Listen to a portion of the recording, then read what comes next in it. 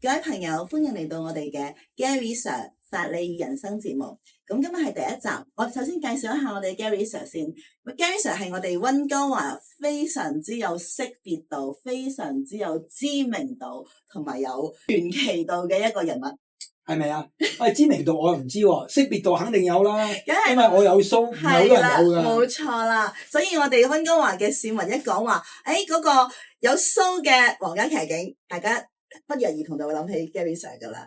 咁但係而家 Gary Sir 咧，唔單止係退休嘅皇家騎警警官，而且佢仲要係娛樂圈中人喎。係咩？點解我唔知嘅？咁話俾我聽下你嘅人生故事啊！因為好多觀眾其實都好想知，無論係上至80歲嘅阿婆，下至8歲嘅小朋友，都好想知道我哋 Gary Sir 人生啲經歷。咁我哋好希望就係今次節目裏可以聽下你親口同我哋大家嘅分享。其實人生嘅經歷咧，真係好多啊！咁喺呢個人生經歷裏邊咧，我都係希望能夠即係所有嘅聽眾啦，或者觀眾咧，都喺當中裏邊都有得着。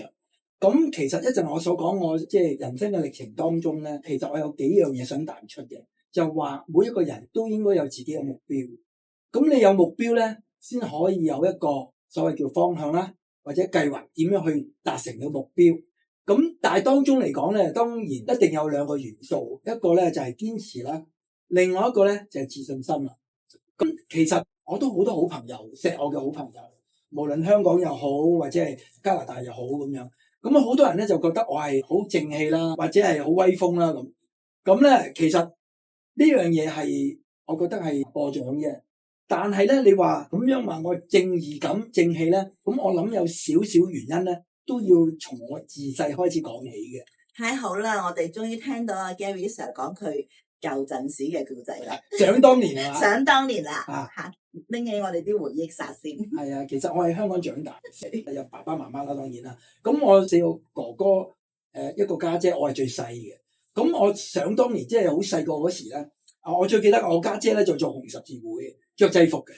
我哥哥咧就係做聖約翰救生隊嘅。之後兩個哥哥好威風，成日咧我就戴佢哋頂帽啊。咁啊開始有啲叫制服誘惑。咁啊再加上咧，我爸爸係一個香港做生意嘅。咁佢識好多圈中人啊，做警界啲人啊，警界啲朋友咧，成日就揾我爸爸嘅。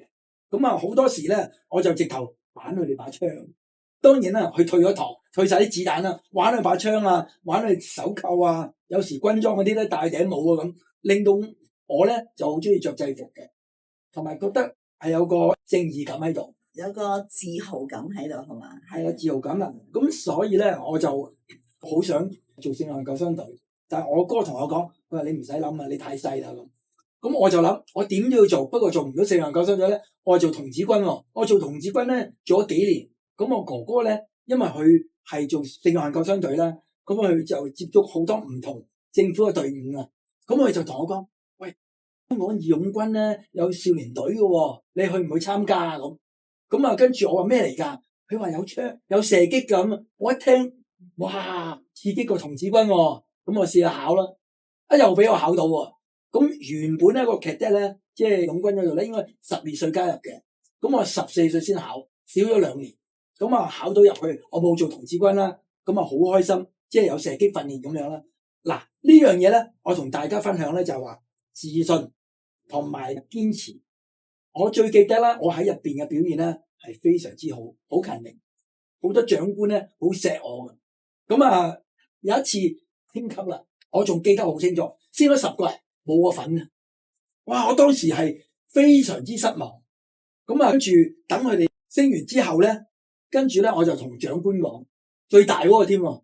所以我話喂，點解我冇得升嘅？哇！你咁夠魄嘅，真係。哇！你好勇啊！我仲記得嗰個長官係姓咩？姓葉嘅，係上尉嚟嘅 Captain。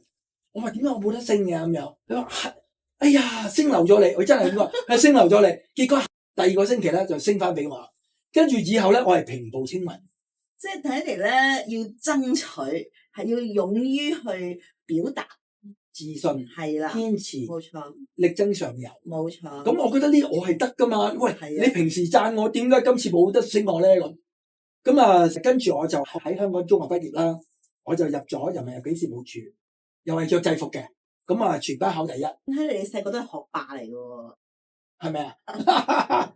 我冇蝦人㗎，我係讀書係比較好嘅啫嚇。咁啊，跟住就做移民局，做咗幾年之後咧，咁我就跟住咧就嚟咗加拿大讀13班喺多倫多，跟住讀埋大學工商管理，咁啊跟住一直就係留喺加拿大啦咁樣。哇！咁睇嚟啊，Gary Sir 個經歷都好全面喎。你既做香港嘅公務員，亦都有商界 background。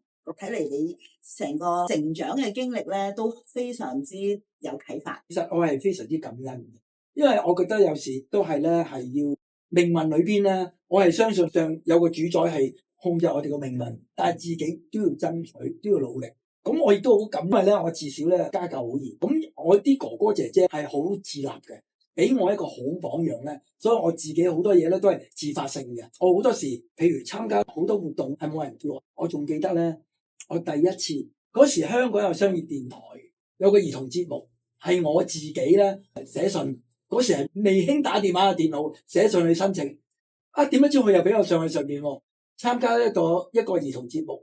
咁自此之後咧，我覺得原來喺電台咁過癮嘅。即係睇嚟你對目前嘅工作嘅嗰個種子咧，已經係好細個就已經種落啦，而且睇嚟你真係好有天分喎。係，多謝。咁第一我想聽你從香港一個土生土長嘅生活環境，咁而家問過嚟加拿大，又會發生啲咩嘢特別啲嘅經歷咧？嗱，我移民咗加拿大之後咧，咁正如所講，我讀完中學到大學工商管理畢業之後咧，咁我其實咧我係好想做警察嘅。咁當年咧，其實我咩要求都得㗎啦，但係我冇公民身份啊，我只不過係一個移民。咁我當時諗有咩辦法令到我會比較容易考到騎警咧，所以咧我就加入咗後備軍人。咁我覺得後備軍人俾我嗰個嘅培訓啦，令到我咧係有些少幫助係加入警隊嘅。